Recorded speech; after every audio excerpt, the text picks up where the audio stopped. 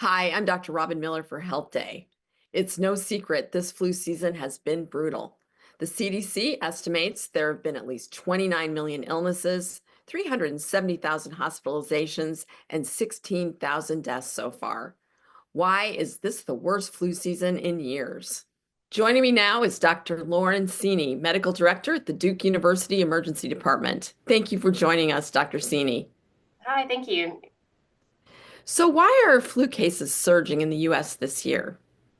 I think there's a few reasons for it. Some of it may be some lingering effects from the COVID pandemic, that we're just starting to see folks out and about more and spreading communicable disease. I think some of it is just that it's peaking late this year, and so it's really feeling like it's dragging out that winter season. And so everyone that I know feels like they've had some sort of viral illness in the last month. What's it looking like in your emergency room?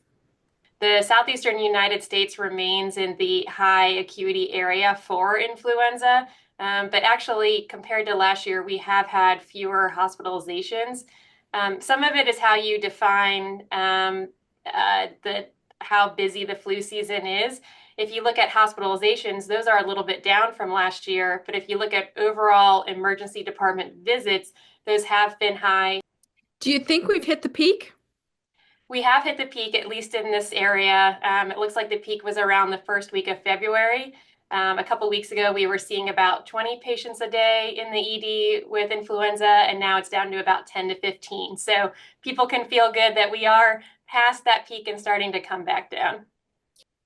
So, do you think the symptoms are more severe this year? I think the symptoms with influenza are always bad. I always kind of joke, if you have to ask if you have the flu, you probably don't. Folks who have the flu, they know it. They are down on the couch. They feel very lousy. Typically, it's going to be fever, cough, congestion, sometimes sore throat, sometimes some diarrhea. Is it not too late to get the flu vaccine then? It is absolutely not too late. We still recommend it. The flu vaccine is the best protection we have, particularly at preventing those hospitalizations in the folks who are more susceptible to influenza complications, such as the elderly, the immunocompromised, and very young children. You mentioned treatment for the flu. What's the crucial time in which to get the treatment? Because I think people don't realize there's a window. Yes, there's absolutely a window. And so if you think you have the flu, if you test positive for the flu and you're in one of those conditions that would be potentially susceptible to severe disease, we really want to get that medication started within the first 48 hours. People don't realize that you can die from the flu. Yeah, the CDC is reporting that so far 68 children have died.